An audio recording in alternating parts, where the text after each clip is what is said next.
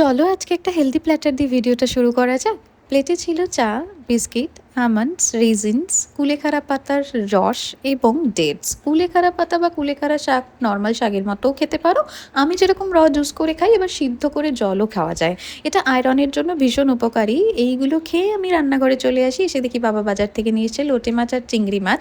এদিকে মা ছাড়িয়ে নিচ্ছিল চিচিঙ্গা। চিচিঙ্গা না, কেউ এইরকম টেকনিকে ছাড়িয়ে দেখো, অনেক ইজিলি ছেড়ে যাবে। আর অনেকটা চিচিঙ্গা যেগুলো বাদ চলে যেতে পারে না, এগুলোও যায় না।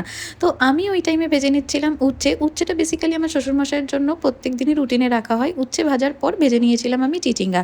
এই চিচিঙ্গা রিলেটেড কিছু একটা কথা বলি, মানে এই কাইন্ড অফ সবজিগুলো না, যেরকম লাউ, তারপর চাল কুমড়ো, বাঁধাকপি, এগুলো বসে তুমি অনেক কাজ করে নিতে পারবে।